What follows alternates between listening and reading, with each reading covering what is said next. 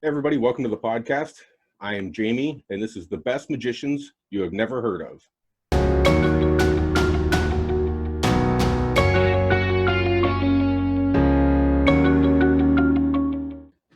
Hey everybody, welcome to the podcast. I am Jamie, and this is the best magicians you have never heard of.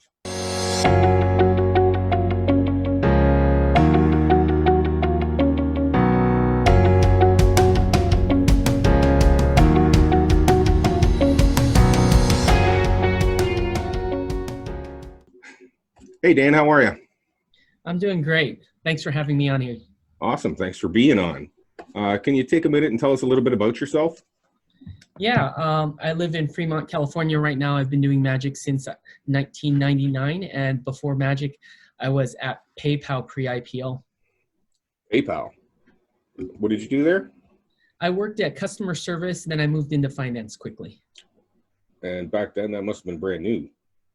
It was pre-IPO. I met Elon Musk and Peter Thiel and a lot of the guys who were in the PayPal mafia who ended up starting companies like Yelp, Right. YouTube, and all those other companies came after PayPal.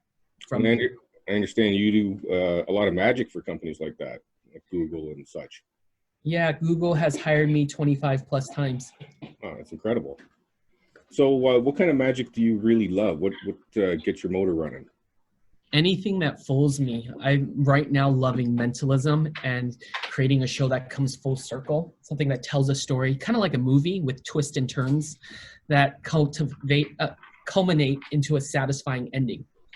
Kind of like what you see in Darren Brown. I love Darren Brown. All right.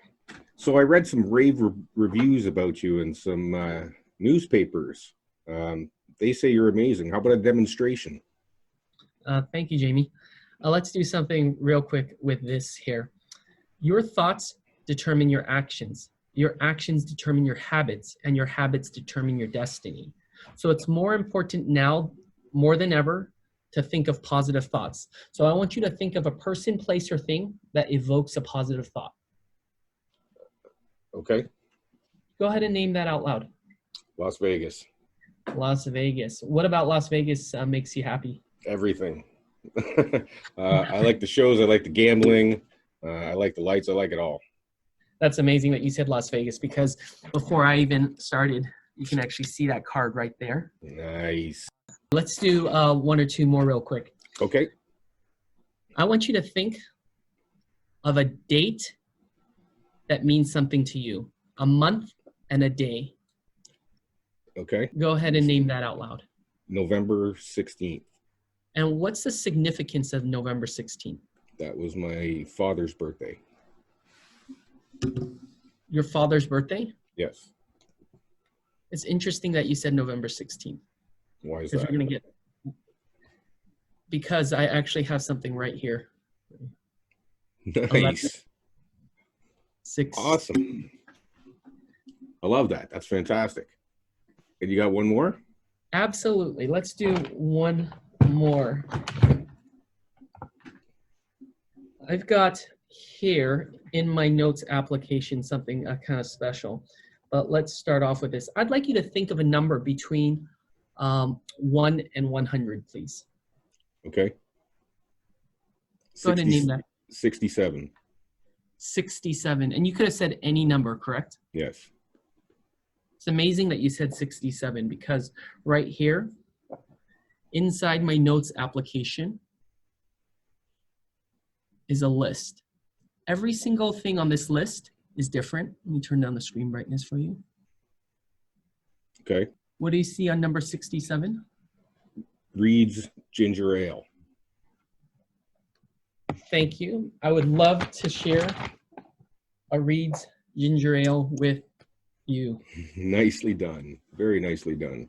I read in one of the articles that you did some phone tricks. That was pretty cool. Yeah. I'm working in Silicon Valley. A couple of my favorite effects are like the Patrick Kuhn effect, Instagrab. I do a lot of phone tricks and Zoom specific effects that play really well on Zoom. So even after this pandemic is over, I hope to be on Zoom doing shows often. So. That's going to be the new norm. It looks like there's going to be a lot of Zoom type things and virtual shows. It's just the way it's going to be for a while. So what about this kind of routine do you think the other people can take something from? Well, the thing that we were talking about was Darren Brown and making everything come full circle. Right. Audience, something like this, which has been hanging in full view the entire time, is a very satisfying ending. Kicker ending. So.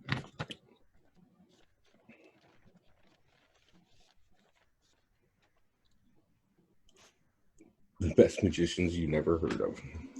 Inside that envelope, on Monday, July 13th, 2020, Jamie will think fondly of Las Vegas. He will remember his father's birthday on 11/16. Finally, he will choose the number 67, and I would love to share a Reed's Ginger Ale with you. Awesome. That's killer. That's impossible. That was fantastic. Yeah, thank you. So tell us about this. There's all kinds of stuff going on here. Explain some of this to the people and what it is about the psychology of this type of mental magic. Yeah, so I'll explain a couple of the things that I'm doing, okay, or a small portion of it. I love things coming full circle. With this, this is my own creation, this effect with the business card. Mm-hmm. So I'm going to tip this. If any of you want to learn the rest of the routine, I'm available for private consulting to help you create your own routines. So I start off with this business card even before anyone says anything. So for magicians, a lot of it may be transparent, but what I love about this is for lay people, it kills. I can even do things like Proteus or some other things that aren't surefire.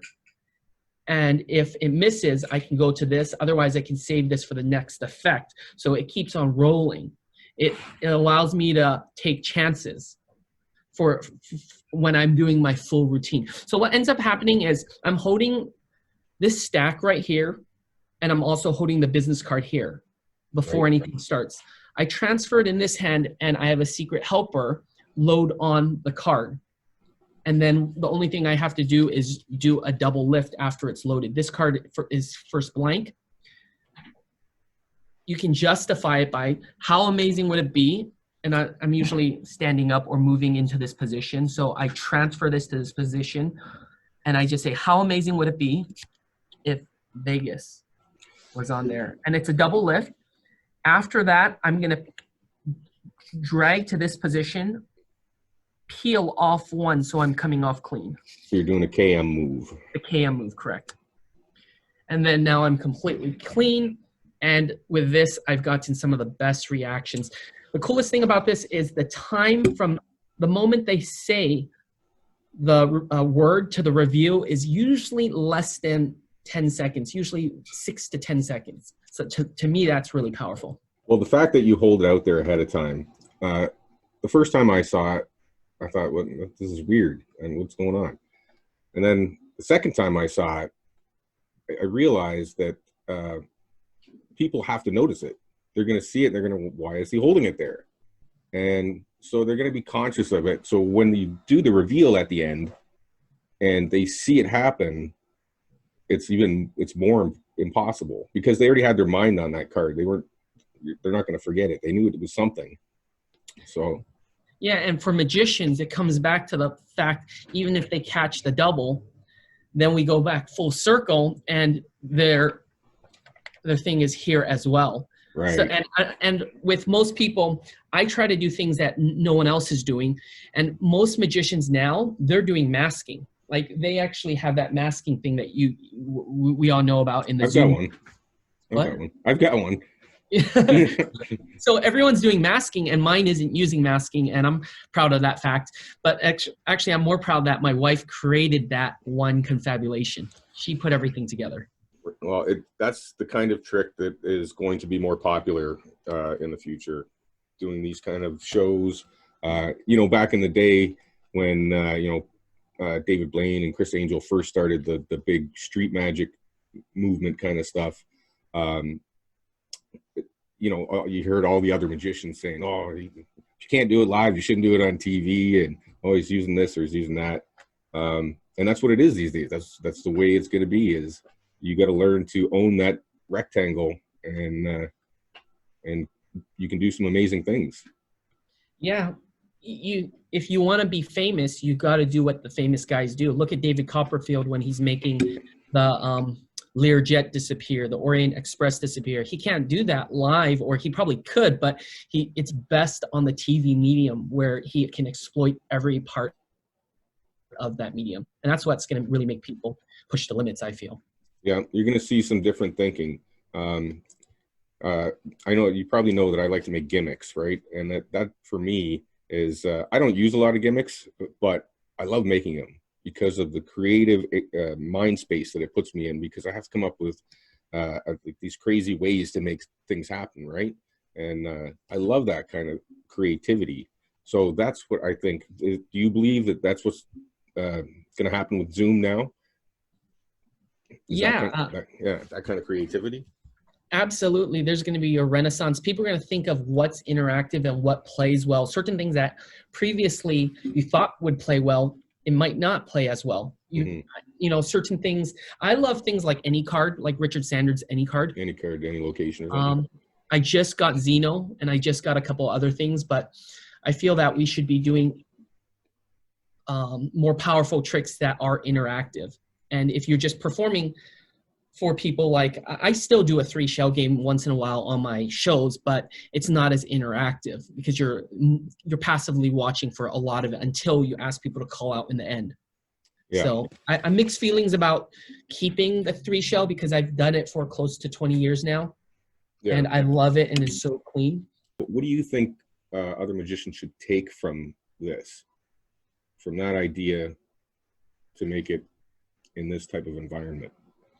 Yeah, absolutely. Utilize everything you can, whether it's the frame, you can load things from above, you can have something hanging. Mm-hmm. You do so many things, even have something lower down. And I think there's so many things you can do that I'm really excited to see what's going to pop up in the future. So when you do your Zoom shows, is it mostly mental magic, or do you have any kind of like productions or just card tricks or anything like that, or coin manipulations? I've evolved from doing a full variety show where it's my son juggling and my daughter doing Magic Square to me just doing mentalism. Mm. But sometimes I'll ask people, like I can kind of suspect if they're magicians or really hardcore hobbyists, and I'll ask them who's the last couple of magicians they've seen, and I'll custom tailor the show just based on who they've seen in the past. Okay, so you do mostly Silicon Valley, big company type of magic. What about the smaller guys, or what else do you do? I street perform once in a while just to try out new material. Mm-hmm. But occasionally I'll go with my son to a library or an event that he's booked for, but typically either my wife or I will take him there. So we'll be like his backup to help him out, to make him excel. Oh, right on. So here's a chance to plug yourself. What do you talk about your website? Talk about your YouTube channel. This is your chance. And how to get in contact with you. I'm at danchanmagic.com, on Instagram at danchanmagic as well. I do one-on-one coaching with people for business and routines. So if you like what you see or want to talk, we can discuss some coaching. I'm really happy about that. And just give me a shout out anytime via Facebook as well. Okay, great. And I'll put links in the description of the video for anybody who wants to look into those things. And at the end of every show, I'd like to ask if you might have somebody in mind that would like to be on this show or could benefit from being on this show. Yeah, my friend Theron Schaub and David Gerard. Are they both out of California? Or? Yes, they are absolutely amazing performers. Okay, great. So, Dan, I want to thank you for being on the show. It was very entertaining. That's just a mind-numbing ending with that prediction. It hurts the brain a little bit, but it was fantastic. I think you're going to have some people going, what the heck? So thanks for that. It was great. Viewers are going to love it. Thanks for watching. Come each week. I have a new guest every week on Thursdays at 8 p.m. And we're going to have as many different kinds of magicians as we possibly can. So see you next week. Slightly Magic out. Thank you, Jamie.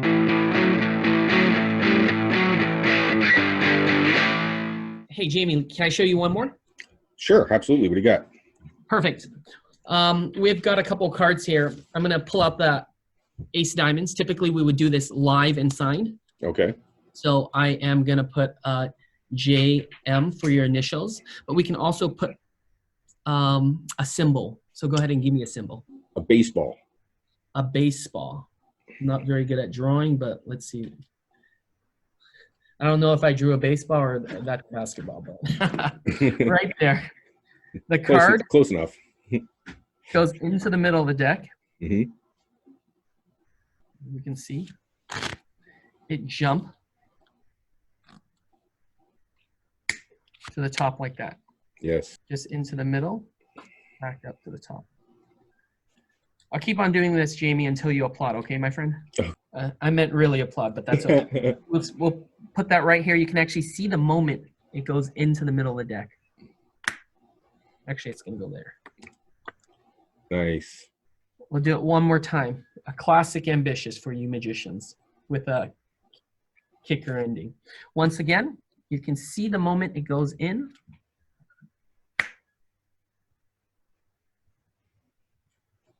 And the young magician.